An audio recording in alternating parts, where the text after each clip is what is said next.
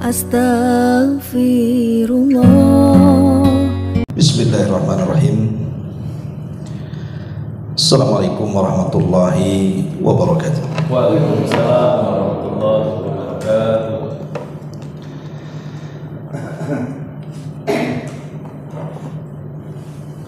Alhamdulillahi rabbil alamin. Wa bihi nasta'in wa ala umuri dunya waddin, wassalatu wassalamu ala asrafil anbiya'i wal mursalin Sayyidina Muhammadin wa ala alihi wa sahbihi ajmain, amma ba'du. Alhamdulillah, di malam hari ini kita bisa berkumpul di tempat yang insyaallah diberkahi Allah subhanahu wa ta'ala. Salawat dan juga salam demi keberkahan majelis kita tetap kita hadiahkan kepada Rasul kita Nabi besar Muhammad sallallahu alaihi wa alihi wasallam. Sebagaimana permintaan, karena beberapa hari lagi kita akan masuk ke gerbang Ramadan, maka sudah selayaknya seorang muslim memang harus mempersiapkan diri masuknya kita di dalam bulan suci ini. Karena bulan Ramadan itu satu-satunya bulan milik umat Islam. Orang-orang jahiliyah tidak kenal Ramadan. Orang-orang jahiliyah itu hanya kenal Ashhurul Hurum. Kalau disebut Dzulqa'dah mereka kenal, bahkan mereka mengagungkannya. Kalau disebut Dzulhijjah juga demikian. Muharram dan bulan Rajab itu 4 dari Ashhurul Hurum yang diagungkan orang-orang jahiliyah, dan mereka tidak kenal Ramadan. Bulan Ramadan ini yang kemudian terangkat dan mengungguli bulan-bulan hurum setelah diutusnya Nabi. Karena Al-Quran itu turun bertepatan bulan Ramadan. Sebab itulah maka bulan Ramadan menjadi Sayyidus Syuhur, pemimpinnya bulan-bulan. Ma'asyiral muslimin yang dimuliakan Allah subhanahu wa ta'ala, di dalam sebuah hadis Nabi sallallahu alaihi wasallam apabila mendekati bulan Ramadan, maka Rasul selalu mengingatkan hadis ini kepada para sahabatnya, tentu dalam bentuk tabsyir, menghabar gembirakan, supaya seorang muslim itu harus berbahagia ketika menyambut Ramadan dengan sebab-sebab yang disabdakan Nabi. Apa kata Nabi sallallahu alaihi wasallam? Idza ja'akum Ramadan futihat abwabul jannah wa ghuliqat abwabun niran wa suffidatis syayatin.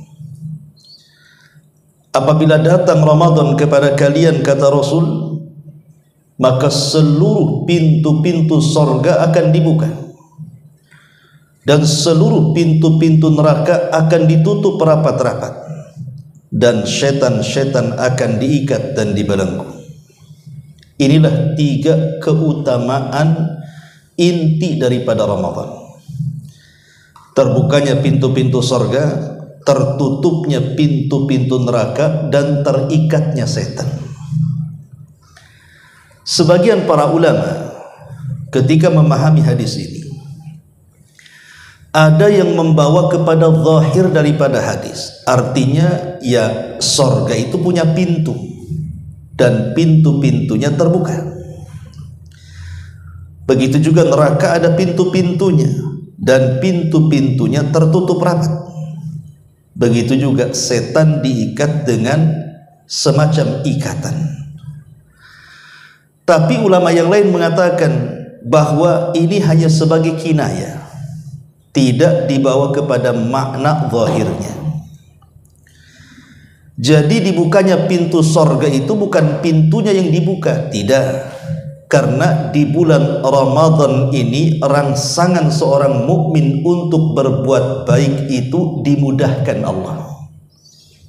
Jadi seorang mukmin kalau mau mengamalkan amalan-amalan sorga itu dimudahkan Allah Subhanahu wa ta'ala, dan itu sebuah fakta.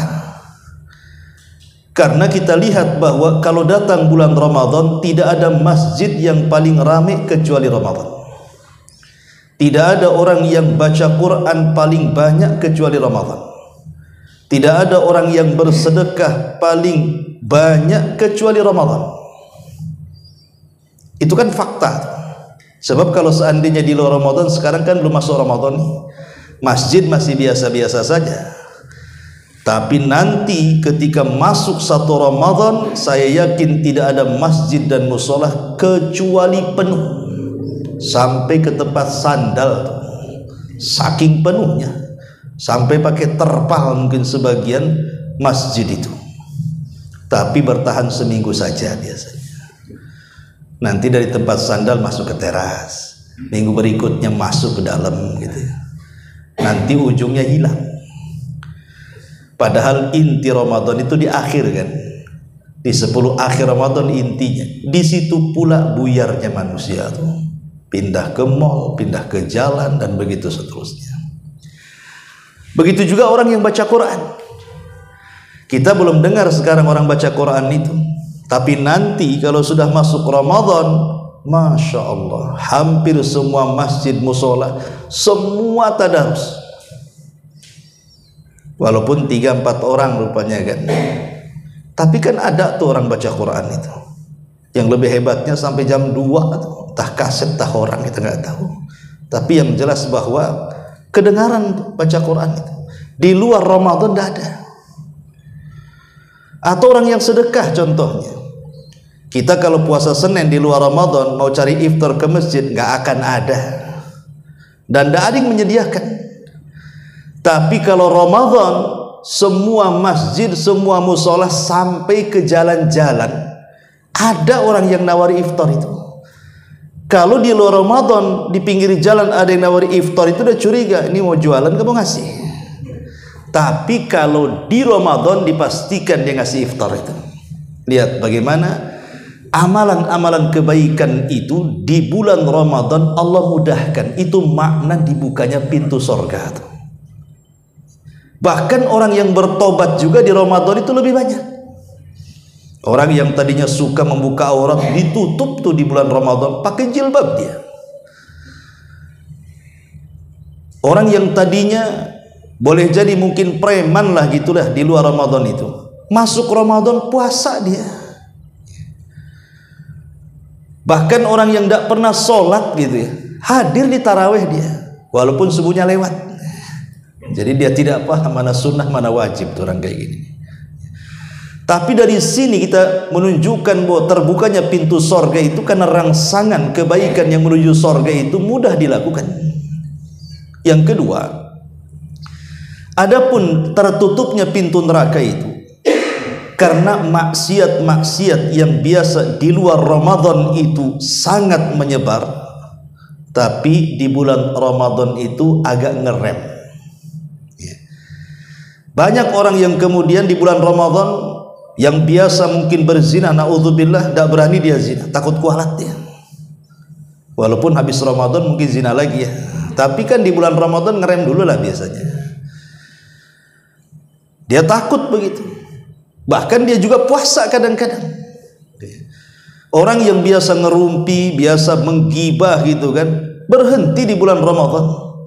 Boleh jadi walaupun tidak berhenti, dikurangilah yang biasanya 3 jam ngerumpi jadi setengah jam, karena kalau lama ngomong kan haus tuh, kuranglah kan gibahnya tuh. Jadi banyak maksiat-maksiat di Ramadan itu terkurangi, dan itu makna daripada tertutupnya pintu-pintu neraka artinya. Adapun yang ketiga, kenapa setan terikat? Karena setan tidak bisa leluasa. Di luar Ramadan dia mudah menggoda manusia. Di dalam Ramadan manusianya pada ibadah. pada ke masjid, pada baca Quran, pada iktikaf gitu, pada sedekah. Bingung setan jadinya. Lah dari situlah maka setan merasa terikat dia. Lah itu makna daripada hadis Nabi SAW. Ada yang memaknai bukan secara hakikatnya tapi dibawa kepada majaz. Ma'asyiral muslimin yang dimuliakan Allah Subhanahu wa taala. Lalu apa saja perkara-perkara yang harus kita lakukan selama bulan Ramadan, dan bagaimana para salafun saleh, para sahabat, para ulama, para tabi'in, mereka menghabiskan waktu-waktu mereka di bulan Ramadan itu. Pertama, kita bicara soal Al-Quran, karena bulan Ramadan itu terangkat karena Quran. Di dalam surat yang biasalah kita baca dan semua kita juga hafal, Allah Subhanahu wa taala berfirman, "Inna anzalnahu fi lailatul qadar." Sesungguhnya kami turunkan Al-Quran itu di malam Lailatul Qadar. Dan Lailatul Qadar itu hanya ada di bulan Ramadan. Dia tidak akan terdapati di luar Ramadan. Makanya kemudian dengan tegas di ayat yang lain dalam surah Al-Baqarah 185-nya, "Syahrul Ramadhan alladzi unzila fihil Qur'an." Bulan Ramadan itu bulan diturunkan Al-Quran. Ajaibnya kalau kita cerita tentang memuliakan dan mengangkat segalanya. Ketika Allah Subhanahu wa taala menurunkan Al-Quran ini lewat malaikat Jibril, maka Jibril menjadi sayyidul malaikah, pemimpinnya para malaikat. Ketika Al-Quran kemudian turun kepada Nabi SAW, maka Nabi SAW menjadi sayyidul anbiya wal mursalin, pemimpinnya para nabi dan rasul.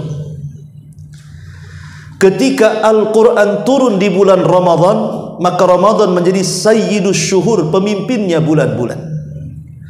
Ketika Al-Quran turun di malam Lailatul Qadar, maka malam itu menjadi malam termulia dari seluruh malam dalam setahun. Ketika Al-Quran turun di kota Mekah, maka kota Mekah menjadi kota termulia satu dunia karena turunnya Quran. Ketika Madinah juga menjadi tempat turunnya Quran, maka kota Madinah menjadi kota termulia setelah Mekah. Lah ketika Al-Quran turun kepada umat Islam dan tidak turun kepada umat sebelum Islam, maka umat Islam, umat Rasul menjadi umat terbaik dari seluruh umat-umat yang ada. Sehingga Allah katakan, kuntum khaira ummah, kalian sebaik-baik umat. Ketika Al-Quran turun menjadi landasan agama Islam, maka tidak ada agama yang lebih diridhoi Allah dibandingkan Islam. Sehingga Allah katakan, inna dina indallahil Islam. Agama yang paling diridhoi itu hanyalah Islam. Bayangkan, Quran mengangkat Jibril, Quran mengangkat Nabi, Quran mengangkat bulan, Quran mengangkat malam, Quran mengangkat Mekah dan Madinah, mengangkat umat Islam, bahkan agama Islam. Seandainya Quran itu kita letakkan di dada-dada kita, kira-kira apa yang terjadi? Maka Nabi SAW dengan tegas mengatakan, khairukum man ta'allamal Qur'ana wa 'allama. Sebaik-baik kalian, kata Rasul, orang yang belajar Al-Quran dan mengajarkan Al-Quran. Kalau seandainya ada kertas, papan, triplek atau yang semacamnya, dituliskan Al-Quran pada papan, triplek ataupun kertas, kemudian tercecerlah tuh kertas yang bertuliskan Al-Quran atau papan atau triplek itu, saya kira tidak ada orang berani menginjaknya. Padahal kertas, padahal triplek, padahal kayu. Kenapa? Bukan semata-mata tripleknya, bukan semata-mata papan ataupun kertasnya, karena di atas papan, di atas triplek, di atas kertas itu ada kalamullah dituliskan di situ. Orang nggak berani menginjaknya kan. Beda kalau seandainya di atas kertas itu mungkin ada tulisan yang bercerita soal tulisan-tulisan politik, ekonomi, umpamanya kan. Ketika kita menginjaknya pun kita tidak merasa bersalah, ataupun menyapunya pun biasa-biasa saja, atau memasukkan ke tong sampah pun tidak merasa berdosa. Atau mungkin Anda ini punya warung, dijadikanlah bungkus kopi, dijadikanlah bungkus nasi, saya kira tidak ada masalah. Coba kalau seandainya kertas itu bertuliskan Quran, Anda punya warung Padang, kemudian bungkusnya Quran, viral nggak tuh? Viral, dihujat satu dunia tuh viralnya. Hebat kali itu warung Padang itu katanya. Bungkusnya Quran masalahnya. Tapi kalau bungkusnya koran kan nggak viral, memang semua orang seperti itu kan. Yang ingin saya katakan, kalau kertas bisa mulia gara-gara dituliskan Quran, kalau papan bisa mulia gara-gara dituliskan Quran ataupun triplek atau yang lainnya, macam mana kalau hati kita diisi dengan Quran, lisan kita membaca Quran, kita pun menghafal Quran, ya mustahil tidak dimuliakan. Kertas saja bisa mulia, mana manusia tidak lebih mulia dari kertas? Itulah kemuliaan Al-Quran. Lah Al-Quran yang sangat mulia dan memuliakan segalanya itu turun di bulan Ramadan. Makanya kenapa kalau datang bulan Ramadan, para salafun saleh, para sahabat, para tabi'in, para tabi'in, mereka mencurahkan hari-hari mereka dengan Quran. Saya akan sebutkan beberapa para ulama. Disebutkan kana Zuhri idza dakhala Ramadan qala innama huwa tilawatul Qur'ani wa it'amut ta'ami. Imam Zuhri, seorang ulama tabi'in, itu kalau masuk bulan Ramadan cuman dua perhatiannya. Pertama, menghabiskan waktu-waktunya dengan membaca Quran. Yang kedua, dengan bersedekah, memberi makan. Kemudian juga diriwayatkan dari Abu Hanifah, kana yakhtimul Qur'ana fi kulli yaumin wa lailatin marratan, wa fi Ramadan fi kulli yaumin marrataini, marratan fin nahari wa marratan bil laili. Abu Hanifah itu kalau di luar Ramadan, Abu Hanifah itu, maka dia menghatamkan Al-Quran itu dalam sehari semalam. Tapi kalau sudah masuk Ramadan, maka Abu Hanifah akan menghatamkan dalam sehari semalam itu satu kali di siang hari, satu kali di malam hari. Itu Abu Hanifah.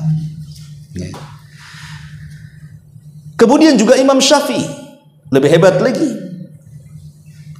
diriwayatkan oleh Rabi ibn Sulaiman ketika menceritakan Muhammad ibn Idris Asy-Syafi'i, kana yakhtimu fi syahri Ramadan sittina khatmah.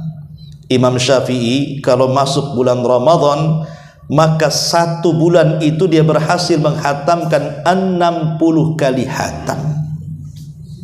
Itu Imam Syafi'i. Ya.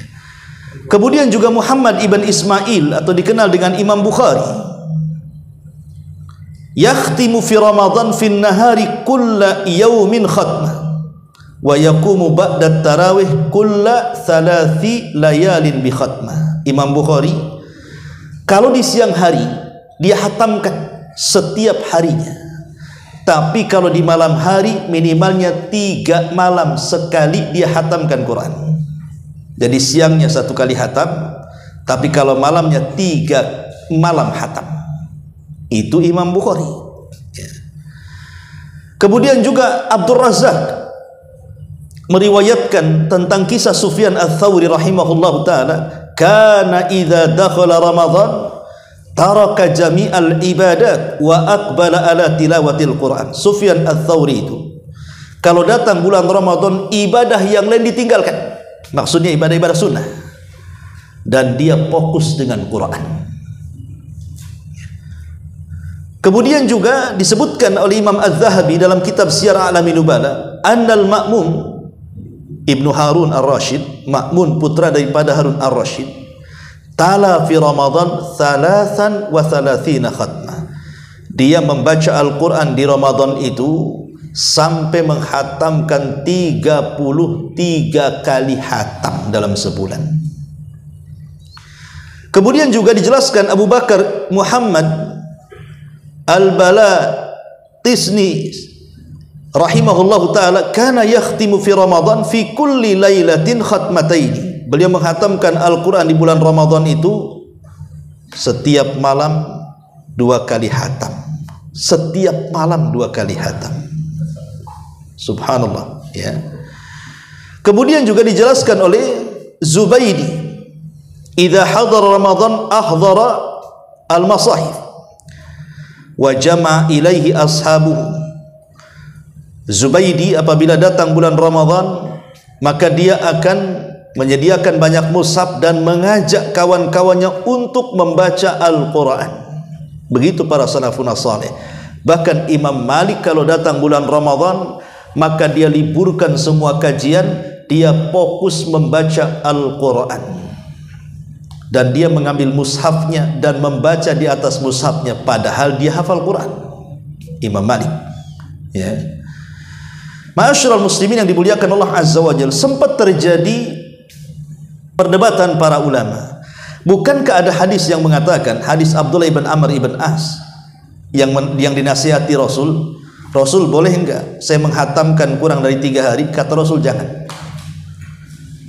Lalu kenapa di sini para salafun salih ada yang malam 1 kali, ada yang siang 1 kali? Bukankah akan menyelisih hadis Nabi SAW yang mengatakan kepada Abdullah ibn Amr, jangan hatamkan Quran kurang dari 3 hari? Maka dijawab oleh Al-Hafidh Ibnu Rajab Al-Hambali, beliau mengatakan, wa innama waradan nahyu an qiraatil Quran fi aqalli min 3 alal mudawamati ala dhalik, fa amma fil awqatil mufaddalati ka syahri Ramadan khususan layalil lati tutlabu fiha lailatul qadri aw fil amakin al mufaddalah ka Makkah syarrafaha Allahu liman dakhalaha min ghairi ahliha fayustahabbu fiha al iktsar min tilawatil Quran ightinaman liz zamani wal makan. Ini jawaban tentang perdebatan tadi. Kata Al-Hafidh Ibnu Rajab, memang ada larangan tidak boleh menghatamkan Quran kurang dari 3 hari. Maksudnya larangan itu kalau terus menerus dalam setahun, terus menerus seperti itu, ya. Adapun pada waktu-waktu yang sangat istimewa seperti bulan Ramadan atau tempat yang sangat istimewa seperti Mekah, maka tidak mengapa seseorang itu memperbanyak membaca Quran atau menghatamkan setiap hari, entah sekali entah 2 kali. Kenapa? Karena di situ aji mumpung bahasa kitanya. Mumpung datang Ramadan kapan lagi? Mumpung ada di Mekah kapan lagi? Ya, karena ightinaman liz zamani wal makan. Karena kita mengambil kesempatan waktu dan juga tempat, dan itu disunahkan, kata Al-Hafidh Ibnu Rajab Al-Hambali. Dari sini kita tahu bahwa kalau kita menceritakan tentang kisah para ulama salaf, para sahabat, para tabi'in, para tabi'in, perhatian mereka kalau datang bulan Ramadan itu memang mereka mencurahkan kepada membaca Quran. Makanya kenapa di bulan Rajab ini kesempatan kita itu untuk melancarkan bacaan, ya. Sebab nanti kalau masuk Ramadan sudah terbiasa lidahnya tuh. Orang kalau 1 tahun walaupun sudah lancar baca Quran, tidak pernah baca Quran, kemudian masuk Ramadan baca Quran, saya yakin lidah itu kepleset-pleset biasanya. Udah panjang pendeknya udah susah gitu ya.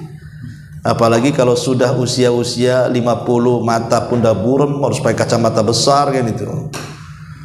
Lah makanya ini bulan Sya'ban di kesempatan baca Quran supaya masuk Ramadan lancar kita.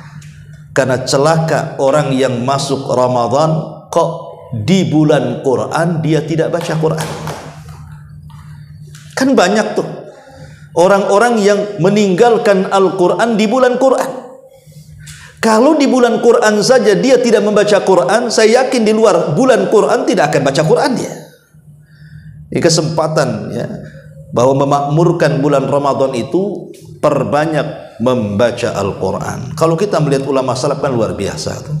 Ya, sampai Imam Syafi'i itu 60 kali tadi kan. 60 kali berarti kan setiap hari 2 kali, malam sekali, siang sekali. Kalau kita malam seayat, siang seayat. Sehingga kalau 30 hari ya dapat 60 ayat saja. Kan gitu ya. Ma'asyiral muslimin yang dimuliakan Allah Subhanahu wa taala. Ini yang pertama. Fokus dalam Ramadan adalah ibadah tilawatil Quran. Yang kedua, Ramadan ini menjadi mulia. Kenapa? Karena ada ibadah puasa. Dan puasa itu satu di antara arkanul Islam, rukun daripada rukun-rukun Islam. Sebagaimana Rasul mengatakan, bunyal Islamu ala khamsin, syahadati an la ilaha illallah wa anna Muhammadar Rasulullah wa iqamis salati wa ita'iz zakati wa saumi Ramadan wa hajjil baiti in istata'ta ilaihi sabila. Islam ini dibina oleh 5 bangunan. Pertama, 2 kalimat syahadat, yang kedua salat, yang ketiga zakat, yang keempat puasa, dan yang kelima haji kalau sanggup. Kenapa ibadah puasa ini sangat mulia dan memuliakan bulan Ramadan? Pertama, karena ibadah puasa itu adalah ibadah sirriyah, ibadah rahasia yang hanya tahu antara si pelaku dengan Allah saja. Tapi kalau ibadah-ibadah yang lain daripada rukun-rukun Islam itu bukan ibadah rahasia. Salat bukan ibadah rahasia. Kemudian zakat bukan ibadah rahasia. Haji begitu juga. Kenapa salat, zakat, dan haji bukan ibadah rahasia? Karena tampak ibadahnya.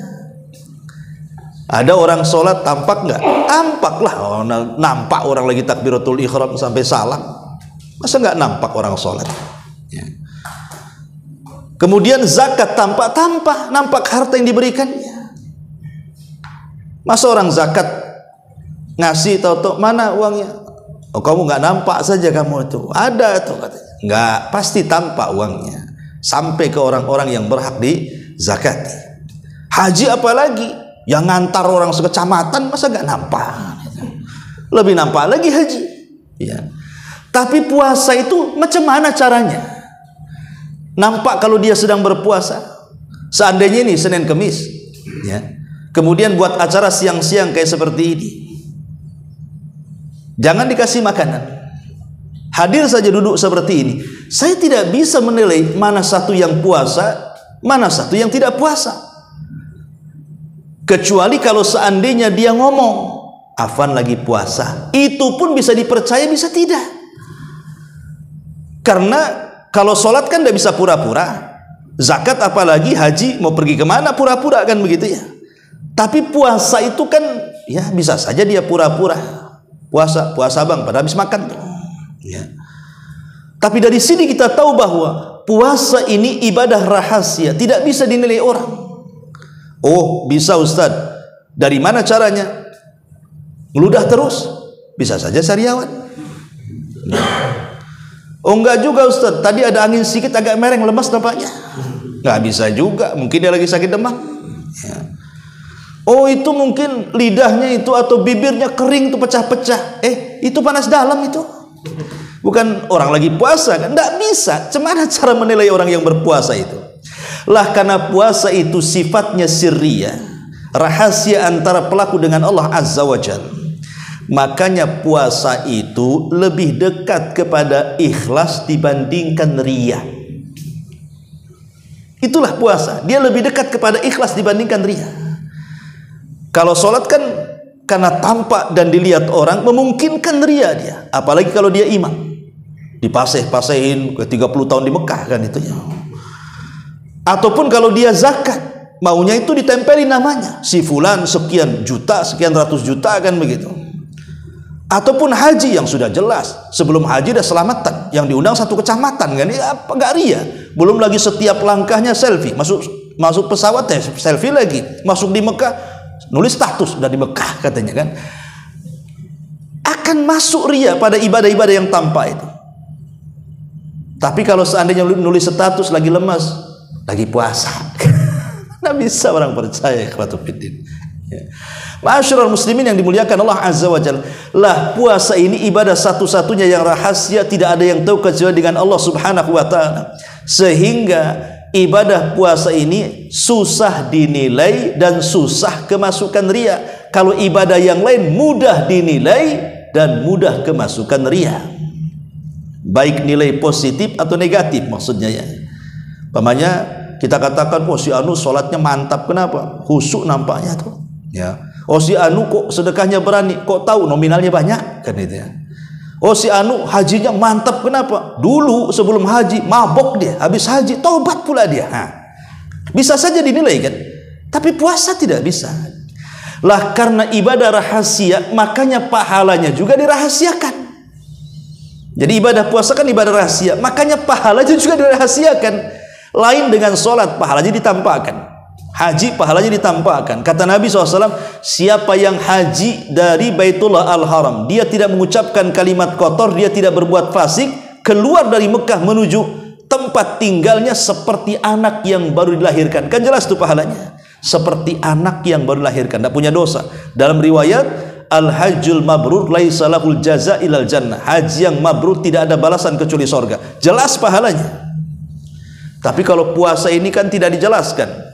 Rasul hanya mengatakan, Allah berfirman, as-saumu li wa ana azzibihi. Puasa itu milikku kata Allah.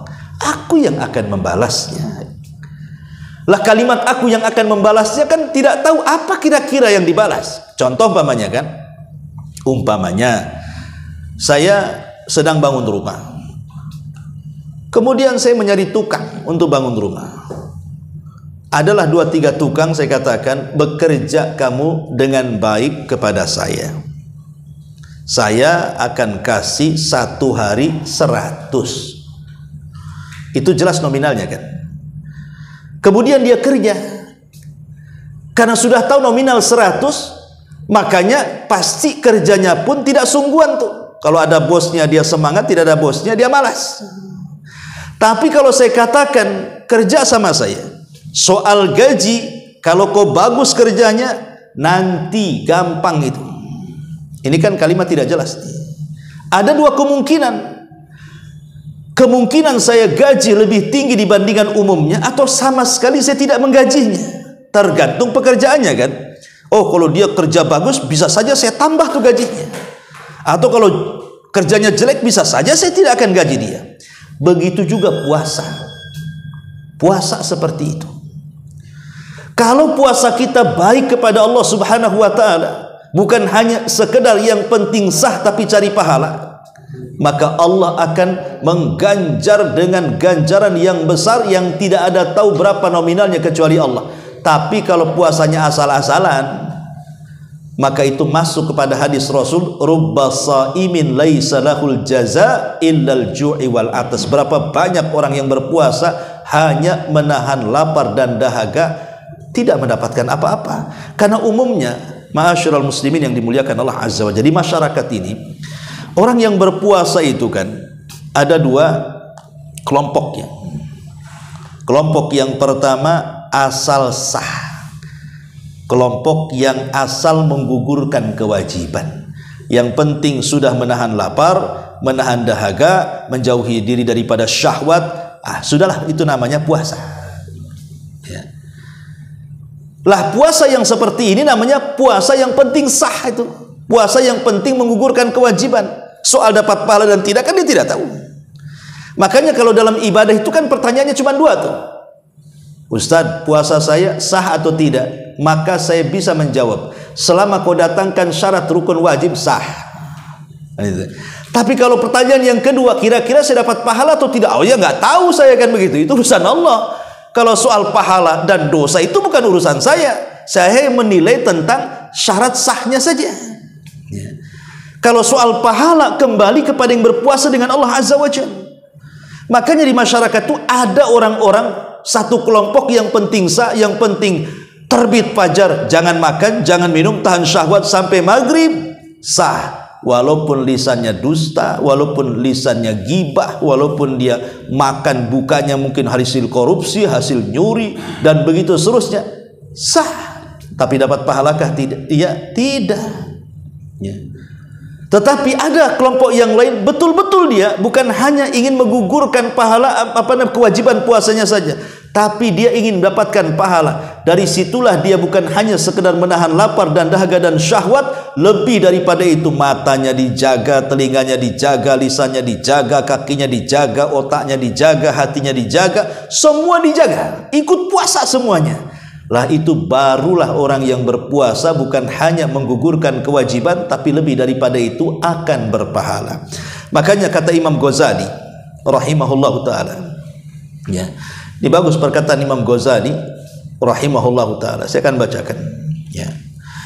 Qala Al-Ghazali rahimahullahu taala, wa firqatun ightarru bisawmi wa rubbama samud dahra wa hum fiha la yahfaduna alsinatahum anil ghibati wa butunahum anil harami indal iftari wa huwa ma'a dhalika yadhunnu bi nafsihi al khaira fayahmalul faraid wa yadlub an nafla thumma la yaqumu bihaqqihi wa dhalika ghayatul ghururi. Bagus sekali perkataan Imam Ghazali. Apa kata dia? Ya. Ada sekelompok orang, kata Ghazali, mereka terperdaya dengan puasa, tertipu dengan puasanya. Kenapa dia tertipu dengan puasanya? Boleh jadi mereka, sekelompok orang ini berpuasa sepanjang hayat dia, tapi ketika puasa mereka tidak menjaga lisan-lisannya dari ghibah, dan tidak menjaga perut-perut mereka dari yang diharamkan Allah saat dia berbuka. Kemudian dia masih menyangka saja dirinya mendapatkan kebaikan dari puasanya. Terkadang mereka kemudian meremehkan yang wajib tapi mengejar yang sunnah, dan mereka tidak melaksanakan haknya. Maka yang demikian itu, kata Ghazali, ghayatul ghururi. Maka orang ini adalah manusia yang paling terperdaya dengan setan. Subhanallah, ya. Ini yang banyak di masyarakat nih. Kalau kita praktekkan perkataan Imam Ghazali ini yang banyak di masyarakat nih. Ada orang yang berpuasa tapi gibah jalan terus, kan itu ya. Ada orang yang berpuasa tapi dusta jalan terus. Ada orang yang berpuasa tapi namimah jalan terus. Ada orang yang berpuasa tapi curang dalam dagang masih jalan terus, mengurang-urang takaran, mengurang-urang timbangan, mengurang-urang meteran. Bahkan ada orang berpuasa korupsi pun jalan terus, tapi dia sangka puasanya membawa pahala tuh, seolah-olah dia mantap dengan puasanya. Itu terperdaya. Bahkan sebagian orang, kata Imam Ghazali, lebih mementingkan yang sunnah dan meninggalkan yang wajib. Berapa banyak kalau masuk Ramadan itu yang puasa banyak, yang sholat 5 waktu kagak, kan itu. Puasa bang, puasa. Subuh kemana? Jangan terlalu banyak dosa lah, katanya. Sudah tak sholat masa saya tak puasa, katanya. Kan aneh jawabannya. Harusnya dibalik, sholat dulu baru puasa, kan begitu. Ini enggak, puasa yang dipentingkan, sholat pula tidak. Yang lebih parah lagi, tarawih dia hadir, subuh pula tak ada. Itu yang bermasalah itu, ya. Kenapa tarawih yang dipentingkan? Kenapa sholat 5 waktu pula dia tak dipentingkan? Padahal tarawih itu dikerjakan dapat pahala, tidak dikerjakan juga tidak berdosa, kan itulah tarawihnya. Tapi kalau sholat 5 waktu sampai ditinggalkan, bisa berdosa, bisa kafir dia, keluar dari Islam. Nah inilah kemudian harus diperhatikan bahwa puasa itu bukan hanya sekedar menggugurkan kewajiban, tapi lebih daripada itu cari pahala. Dan luar biasa, Abu Hurairah radhiyallahu anhu dijelaskan, kana Abu Hurairah radhiyallahu anhu wa ashabu idza samu qa'adu fil masjid wa qalu nutahhiru siyamana. Abu Hurairah, seorang sahabat Rasul, dan sahabat-sahabat Rasul yang lainnya, kalau datang bulan Ramadan, maka mereka lebih banyak tinggal di masjid dibandingkan di rumah atau di tempat-tempat yang lain. Kemudian mereka mengatakan apa? Nutahhiru siyamana. Kenapa kami tinggal di masjid? Karena untuk membersihkan puasa-puasa kami. Sebab kalau sudah di masjid kan jarang gibah tuh di masjid. Bawaannya itu mau ngaji saja kan. Ya, bawaannya itu mau zikir saja kok di masjid itu. Tapi kalau sudah di luar masjid, apalagi di pasar, apalagi tempat kerja, memungkinkan orang itu berdusta, menggibah, namimah dan yang semacamnya. Ya. Maka ini penting kalau kita cerita puasa, bagaimana para sahabat menjaga puasa mereka sehingga menghabiskan waktu-waktunya tinggal di masjid. Dan yang lebih hebat lagi, kata sebagian para ulama, ya, di antaranya Al-Imam Al-Hafidh Ibnu Katsir rahimahullahu taala, dia mengatakan, apa kata Imam Ibnu Katsir? As-saumu zakatul badani. Puasa itu zakatnya badan. Ya. Kalau harta itu kan zakatnya harta, tapi puasa itu zakatnya badan. Makna zakat badan itu artinya bukan hanya membersihkan badan kita dari penyakit. Karena kan puasa itu membawa kesehatan kan itu ya.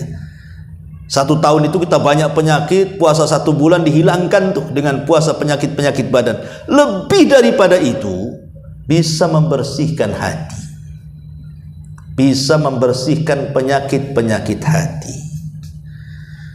Makanya sebagian ulama mengatakan, ketika bercerita tentang penyakit hati ini sebagai faedah saja, terkadang manusia itu mereka lebih mementingkan penyakit badan dibandingkan penyakit hati. Kalau badan kita terkena penyakit saja langsung ke dokter biasanya kan, langsung ke apotek. Itu kalau badan kita kena penyakit, pusing sedikit saja langsung ke warung beli bodrek.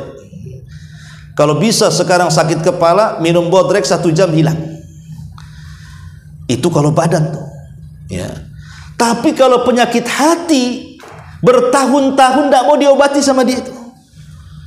Entah hasadnya, entah irinya, entah dengkinya, entah dendamnya, dibiarin tuh bersarang di situ. Padahal sehebat-hebatnya penyakit badan, kata para ulama, paling tinggi merusak dunia, mati paling tinggi. Tapi kalau penyakit hati ini bukan merusak dunia, bahkan bisa menghancurkan akhirat. Ingat, penyakit hati bukan hanya menghancurkan dunia, akhirat dihancurkannya. Kalau penyakit badan tidak, paling tinggi orang kena tumor mati, kena kanker mati kan itu ya, kena stroke mati, paling tinggi itu mati, selesailah dunia bagi dia. Karena penyakit badan itu tidak mungkin sampai akhirat, tidak mungkin masuk neraka. Ditanya kenapa kau masuk neraka, gara-gara tumor, nggak ada ya. Tetapi kalau seandainya seseorang itu tidak menyembuhkan penyakit hatinya di dunia, maka akan merusak dunia sampai ke akhiratnya. Lihat orang-orang yang sombong, dikatakan oleh Nabi apa? La yadkhulul jannah man kana fi qalbihi mithqala dzarratin min kibr. Tidak akan masuk surga, kata Rasul, orang yang dalam hatinya penuh dengan kesombongan. Artinya orang yang sombong itu pasti masuk neraka, dan sombong itu penyakit hati. Yang lebih ajaibnya adalah penyakit hati itu terkadang mudah dideteksi manusia, tapi penyakit badan itu susah dideteksi manusia. Nampak nih badan antum sehat, sebenarnya antum menyembunyikan penyakit kan. Antum punya penyakit tumor, punya penyakit apa, saya tidak tahu, kecuali kalau bercerita. Aduh, saya habis dari dokter Ustaz, kenapa? Kata dokter ada tumornya, saya baru saya tahu ya. Tapi kalau penyakit hati, manusia mudah mendeteksi. Si anu pelit katanya, kau tahu? Tahulah. Terus si anu tuh hasatan orangnya Ustaz, kau tahu? Tahu pokoknya kan itu. Si anu sombong, kok tahu gitu, padahal sombong itu kan penyakit hati itu ya. Begitulah Allah tampakkan, lah puasa itu bisa membersihkan perkara-perkara seperti itu. Makanya kenapa puasa ini sangat penting sebagai zakat badan, baik untuk kesehatan badan ataupun kesehatan hati. Itu kata Imam Ibnu Katsir rahimahullahu taala ya. Taib, ma'asyiral muslimin wal muslimin yang dimuliakan Allah azza wa jalla. Lalu apalagi ibadah yang paling penting, dan ini terakhir ya. Kenapa Ramadan sangat luar biasa selain daripada Quran. Kemudian juga ada ibadah puasa. Ada ibadah yang tak kalah pentingnya juga, Qiyamul Lail dan juga Lailatul Qadar. Ya. Kalau di luar Ramadan, ikhwatu fiddin yang dimuliakan Allah Azza wa Jalla, rasa-rasanya kalau kita mau sholat malam itu jarang. Ya, karena memang tantangannya berat kan kalau sholat malam di hari-hari di luar Ramadan, ya kan. Harus menahan kantuk, apalagi lelah pula, capek badan. Harus melawan dingin malam, harus melawan rasa takut dan lain sebagainya. Sehingga kadang-kadang di antara kita bangun sih bangun, tapi tidak sholat, kencing balik lagi. Ya. Tapi kalau di dalam Ramadan saya yakin kita bisa melaksanakan Qiyamul Lail. Dengan cara apa? Karena dimajukan Qiyamul Lailnya. Yang biasa mungkin orang identik dengan sepertiga malam, ini habis Isya langsung. Sehingga kita bisa melaksanakan tahajud di awal. Dan Nabi mengatakan syaraful mu'min qiyamuhu bilail, kemuliaan seorang mukmin itu karena sholat malamnya. Dan di bulan Ramadan kita bisa sholat malam.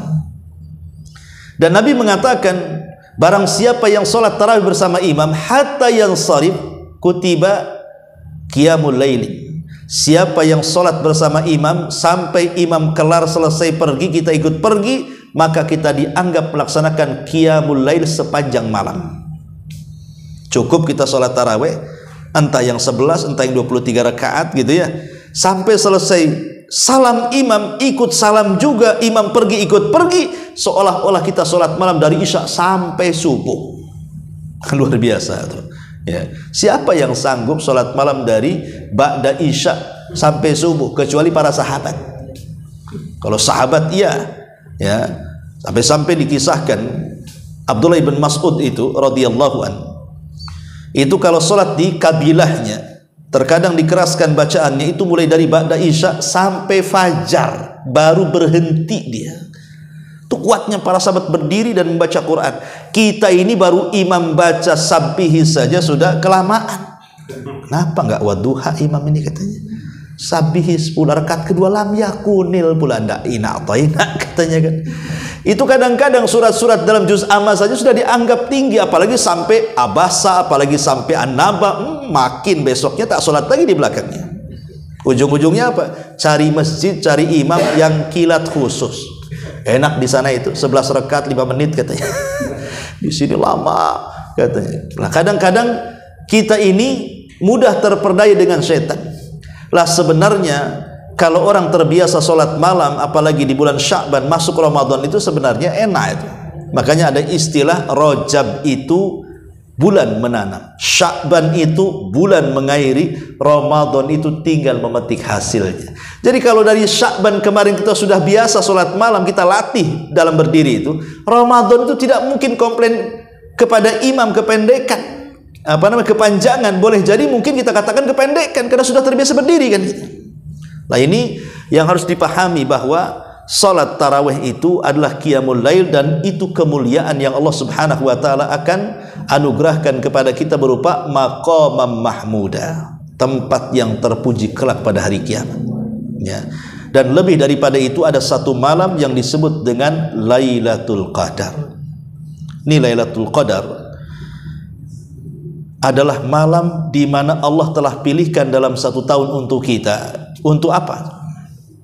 Untuk supaya kita ini memberikan nilai dalam kehidupan kita, lebih banyak lagi pahala yang kita akan bawa ke hadapan Allah. Karena begini ikhwan, kalau saya analogikan, dalam kehidupan kita saya yakin kita ini lebih banyak melakukan dosa dibandingkan melakukan amal saleh. Saya yakin, saya, Anda, siapapun pasti lebih banyak melakukan dosa dibandingkan kebaikan kan? Ya. Karena yang namanya dosa itu bisa dilakukan oleh mata memandang yang haram, telinga mendengar yang haram, lisan menggibah, mengucapkan kalimat-kalimat haram, terkadang hati juga penuh dengan penyakit-penyakitnya, terkadang kaki dilangkahkan ke yang haram, terkadang ibadah pun tidak khusyuk terkadang. Ya.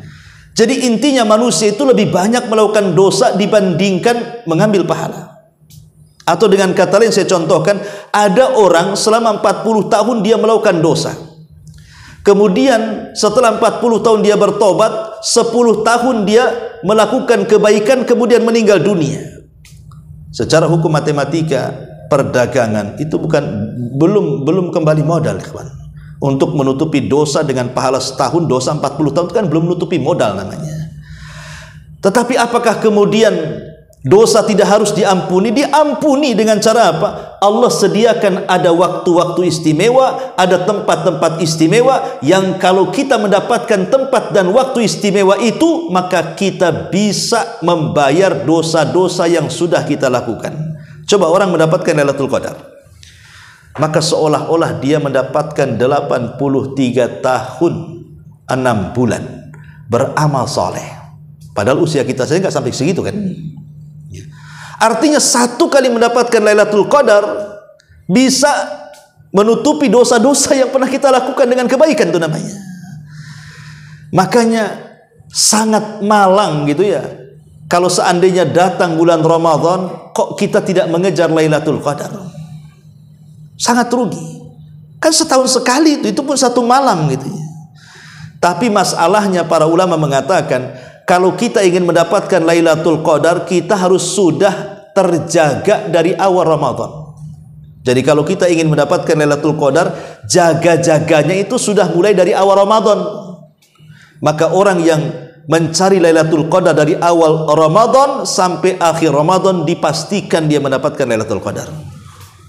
Jangan kayak orang ngincer. Tanggal 20 tak ada di masjid. 21 nongol pula dia. Kemana kemarin? Kemarin kan tanggal genap katanya. Sekarang tanggal ganjil katanya. 22 hilang lagi. 23 muncul lagi. 24 hilang lagi. 25 muncul lagi. Kayak puasa Daud. Ya.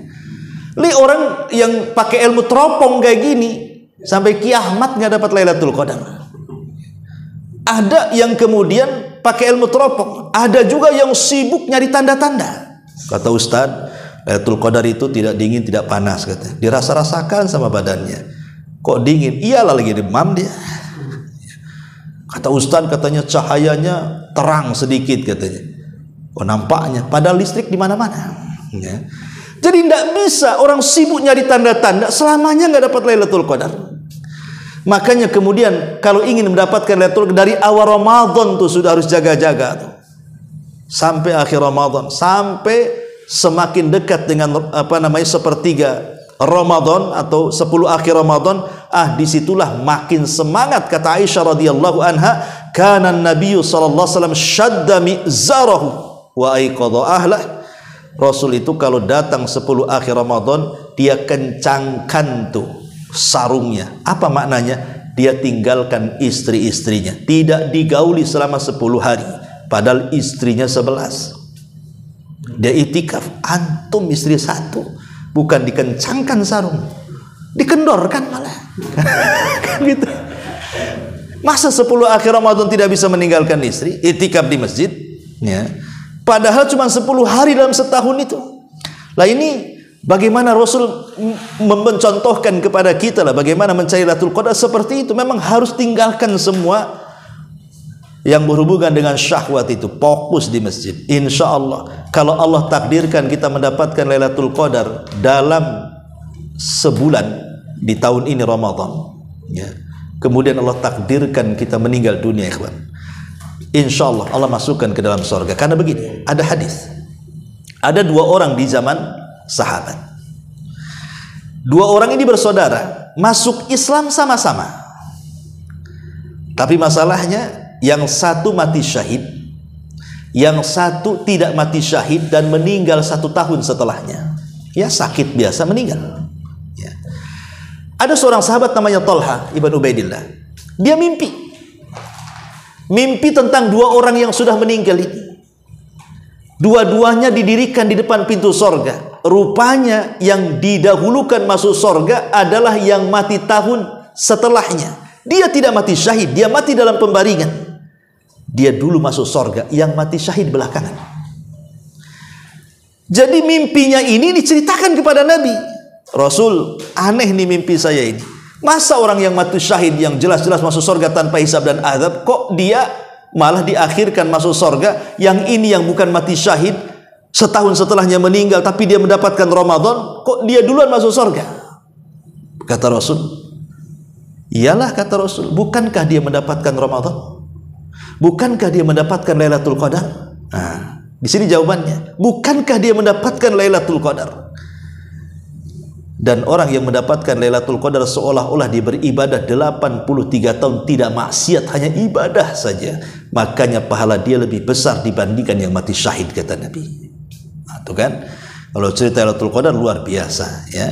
Lainlah di antara keistimewaan Ramadan. Ya banyak kalau kita cerita Ramadan. Ramadan ini bulannya kita menang. Harusnya menang di bulan Ramadan, karena kan Ramadan bulan jihad masalahnya. Perang Badar terjadi di bulan Ramadan. Fathu Mekah terjadi di bulan Ramadan. Dua-duanya dimenangkan. Kemudian perang Hittin. Perang Hittin ini perang yang dipimpin oleh siapa? Salahuddin Al-Ayyubi. Dimenangkan Salahuddin Al-Ayyubi sampai Baitul Maqdis jatuh ke tangan kaum muslimin. Kemudian pembebasan Andalus oleh Tariq bin Ziyad. Jatuh Andalus ke tangan kaum muslimin di bulan Ramadan. Jadi banyak peperangan bersejarah itu terjadi di bulan Ramadan. Makanya Ramadan disebut syahrul jihad, bulannya jihad, bulannya orang berjihad. Melawan apa?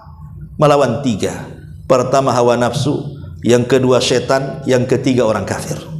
Dan kita bisa menang 3-tiganya. 1, hawa nafsu. Dari hawa nafsu lahir syahwat. 2, syaitan. Dari setan lahir syubhat. Dan orang kafir yang selalu mengacau kaum muslimin, seperti orang-orang Israel yang di Palestina itu kan, selalu mengacau apabila datang bulan Ramadan. Dan 3-3 bisa dikalahkan. Saya contohkan, Imam Ibnul Qayyim mengatakan bahwa puncak daripada syahwat itu 5. Puncak dari syahwat manusia itu 5. Pertama kemaluan, yang kedua perut, yang ketiga lisan, yang keempat mata, yang keenam kawan-kawan, yang terakhir kawan-kawan. Adapun kemaluan berzina, makanya Nabi SAW mengatakan apa? Ya ma'syarasy syabab man istata'a minkumul ba'a fal yatazawwaj fa innahu aghaddu lil basar wa ahsanu lil faraj faman lam yastati fa alaihi bisawm. Hai anak muda, kalau sanggup menikah, menikah, karena dengan menikah bisa menundukkan pandangan dan bisa menjaga kemaluan. Kalau tidak bisa, puasa, kata Nabi. Berarti puasa bisa menundukkan syahwat kemaluan. Yang kedua perut. Perut inilah yang kemudian menjadikan syahwat kita, memasukkan segalanya ke dalam perut. Yang halal, yang haram, masuk semuanya. Itu karena dorongan syahwat kan. Tapi Ramadan tidak ada satupun yang dimasukkan ke dalam perut, karena puasa ya. Yang kedua mata. Kasratun naum, banyak tidur. Orang lapar biasanya nggak susah tidur. Makanya ada istilah nggak bisa tidur malam-malam. Ustaz, kenapa? Belum makan. Karena biasanya orang lapar itu susah tidur tuh. Anehnya pula banyak orang yang puasa tidurnya dari pagi sampai asar, karena malamnya tidak tidur sengaja ya. Tapi kalau malamnya tidur benar, siangnya pasti nggak bisa tidur orang lapar itu ya. Kemudian juga syahwat lisan. Orang kalau banyak bicara bisa batal puasanya. Makanya lihat kalau orang banyak bicara, dikumpulinnya ludah, telan lagi, kumpulin telan lagi, kan begitu orang puasa itu, suka ludah kan. Kalau banyak ngomong kan akhirnya membusa dia ya. Pasti ngurangilah itu ngomong tuh. Kemudian juga syahwat kawan-kawan, bergaul, biasa ngobrol sana jalan sini. Kalau Ramadan enggak lah, malas, bagus ngadem ya kan, daripada jalan siang-siang takut batal ya. Jadi syahwat itu bisa dikalahkan dengan puasa. Yang kedua syubhat, sumbernya siapa? Setan.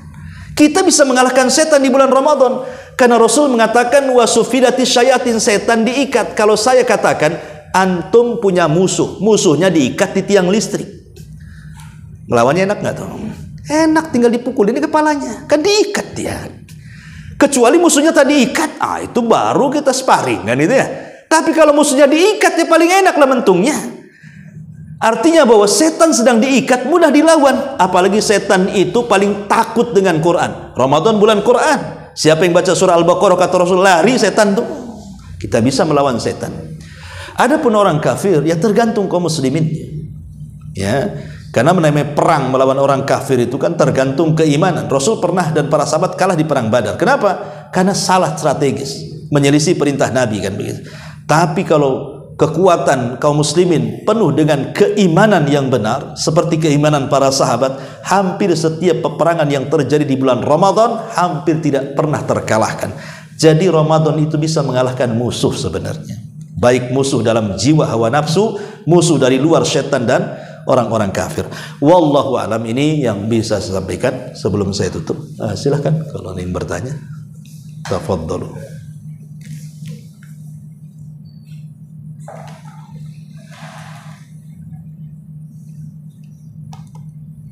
Nggak ada?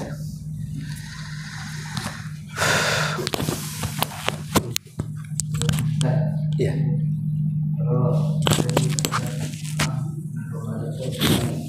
Kalau di bulan Ramadan masih ada maksiatan itu, berarti itu dari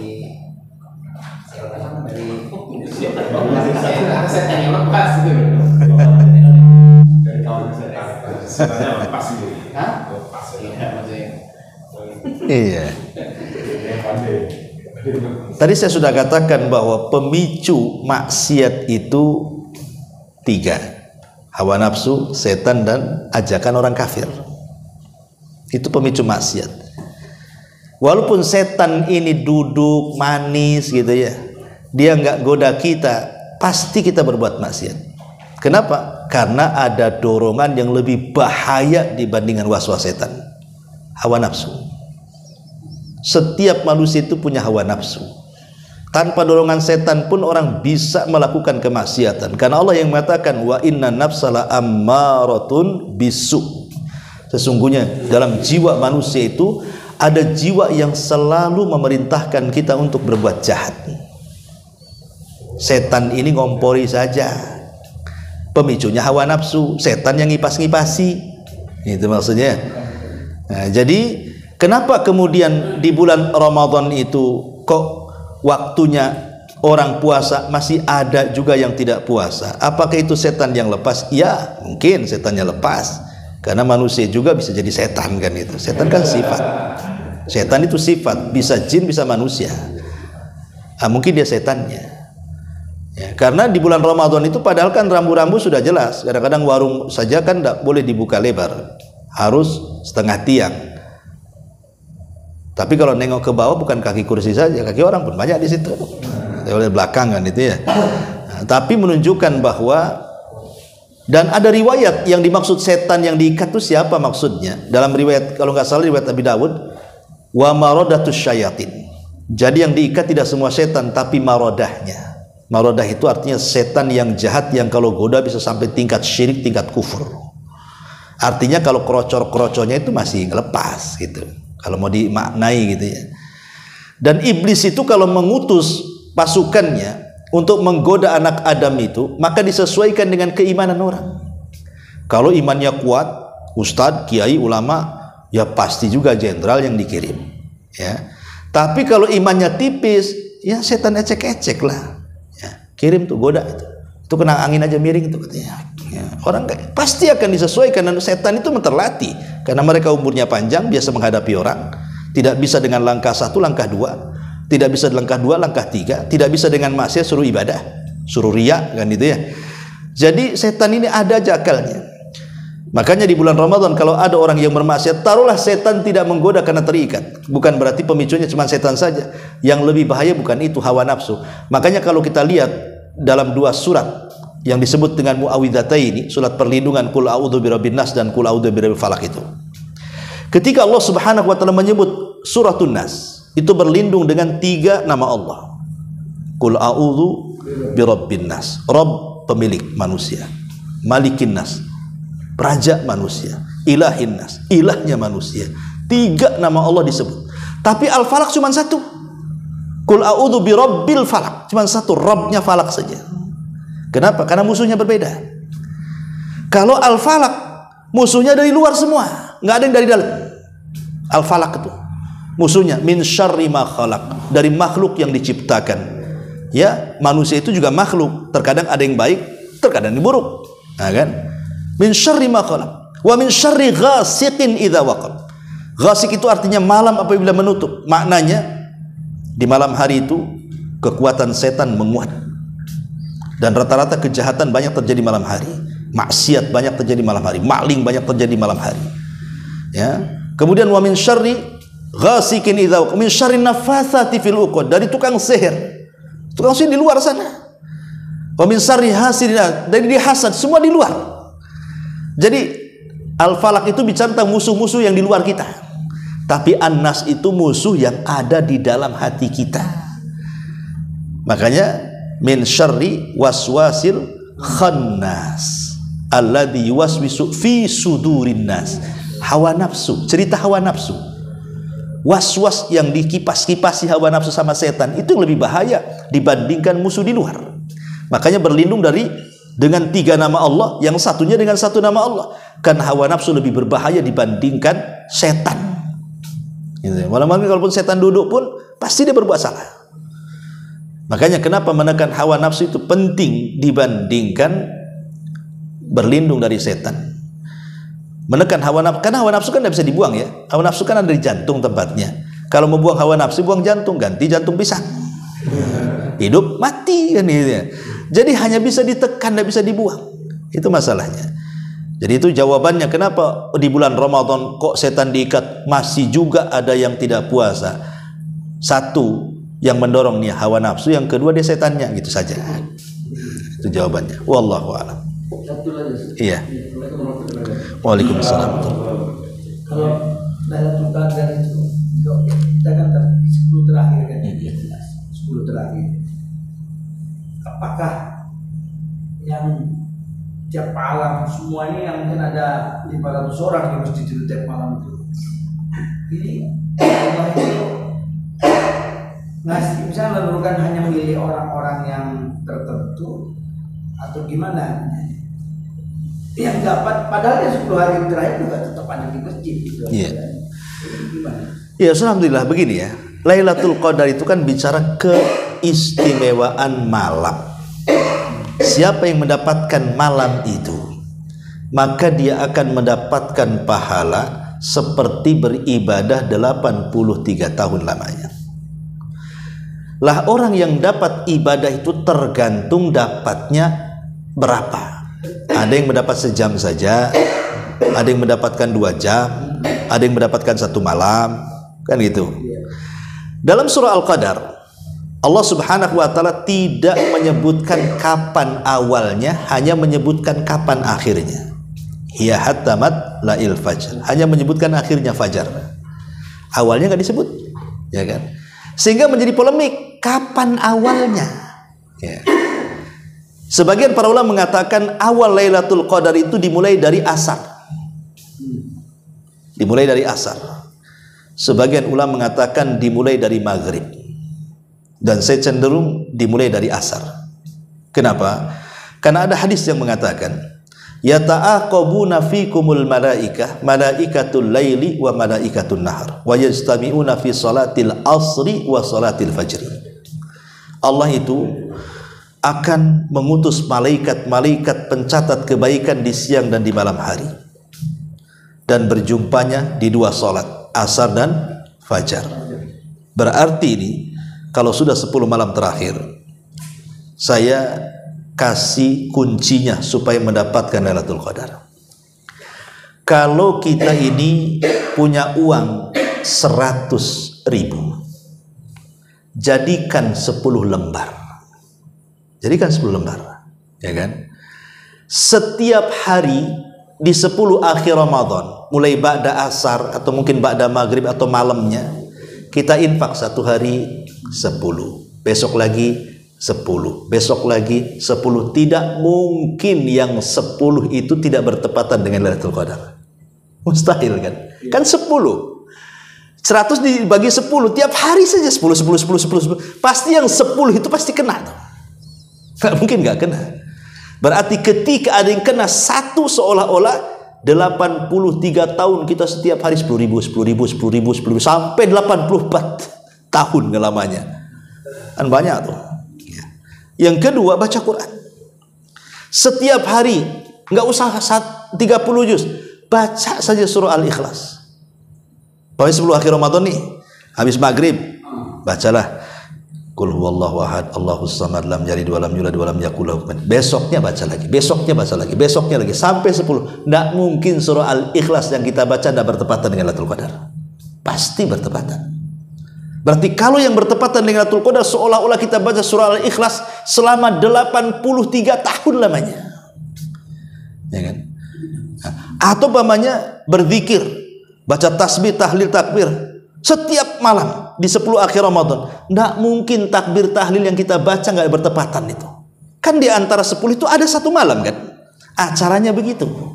Ya. Cuman kan orang mendapatkan pahala sebanyak itu kan tergantung kadar. Ada yang dapat banyak karena dia menghabiskan malamnya. Dan pahalanya kan berarti dia dapat full lah kan itu ya. Ada yang dapat mungkin pahalanya ya sejam saja karena dia menghidupkan sejam, habis itu dia tidur.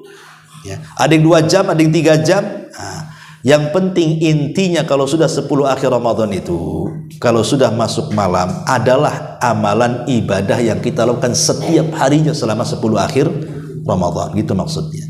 Wallahu a'lam. Taib sampai di sini. Ya, mudah-mudahan ada manfaatnya. Subhanallah bihamdika asyhadu an la ilaha illa anta astaghfiruka wa atubu ilaik. Allahu ta'ala. Assalamualaikum warahmatullahi wabarakatuh. Warahmatullahi wabarakatuh.